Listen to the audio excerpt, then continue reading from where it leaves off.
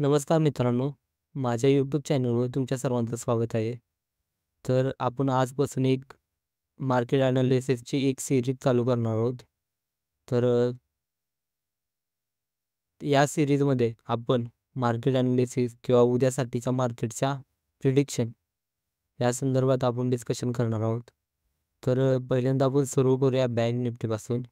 आपण बघायला गेलं तर विकली टाईम फ्रेमवर मार्केट निगेटिव्ह नेचर आहे. तुम्ही बघू शकता इथे मार्केट इनडिसिजन मोडमध्ये आहे. म्हणजे या कॅन्डलवरून तुम्हाला समजतंय की मार्केट मध्ये इनडिसिजन आता चालू आहे. तर आपण थोडं जाऊया डेली टाईम फ्रेमवर आणि उद्यासाठी तुम्हाला थोडंसं मी ॲनालिस करतो तुमच्यासाठी.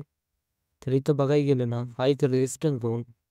रेजिस्टन्स झोन म्हणजे काय की मार्केटने इथे एकदा दोनदा तीनदा रिजेक्शन घेतले, म्हणजे इथं सेलर अवेलेबल आहेत त्या झोनला, आपण असं विचार करू शकता. आणि इथे मार्केटचा सपोर्ट झोन आहे. इथून इथून इथून मार्केटमध्ये बाईंग आले, इथून मार्केटमध्ये बाईंग आले, इथून पण बाईंग आले, इथून पण बाईंग आले. तर याला एक सपोर्ट झोन म्हणून आपण कन्सिडर करू शकतो. तर उद्यासाठी मार्केट गॅप डाऊन या साईडमध्ये ओपन होऊ शकतं. या झोनमध्ये मार्केट ओपन होण्याचे चान्सेस उद्या जास्त आहे. तर उद्या आपण जे ट्रेड आपण प्लॅन करणार ते जास्त करून डाऊन साईडला करा. कारण का सध्या तर मार्केटचं नेचर निगेटिव्ह आहे. हे दोन सपोर्ट झोन आहेत. हे दोन सपोर्ट झोन पण तुम्ही लक्षात घ्या.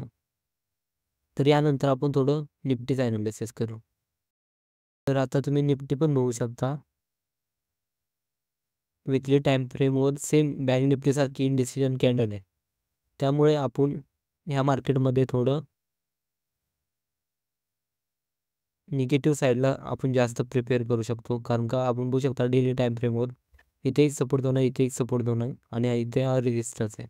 तर मी तुम्हाला आधी बँक निफ्टीच्या वेळी एक्सप्लेन केलं रेजिस्टन्स आणि सपोर्ट म्हणजे काय असतो. तर आपण इथे बघा, जर मार्केट उद्या माझ्या ॲनालिसिसने मार्केट गॅप डाऊन या साईडवेज ओपन होऊ शकते. निफ्टीसुद्धा जशी बँक निफ्टी सांगितली. तर तुम्ही जास्त करून उद्याचे जेवढे पण ट्रेड करतात तर जास्त करून डाऊन साईडला तुम्ही ट्राय करा जास्त. कारण का डाऊन साईडला तुम्हाला चांगली ऑपॉर्च्युनिटी मिळतील. जर अपसाईडचं जर ऑपॉर्च्युनिटी म्हणला तर तुम्हाला ही लेवल 24,600ची लेवल क्रॉस झाल्यानंतर तुम्हाला अपसाईडच्या चांगले मोमेंटम भेटते. पण उद्यासाठी तर माझं प्रिडिक्शन आहे आपण जास्त करून डाऊन साईडला ट्रेड करू शकतो.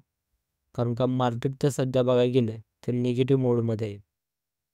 आणि अशाच मार्केट रिलेटेड आणि ॲनालिसिस रिलेटेड व्हिडिओ पाहण्यासाठी चॅनलला सबस्क्राईब करा.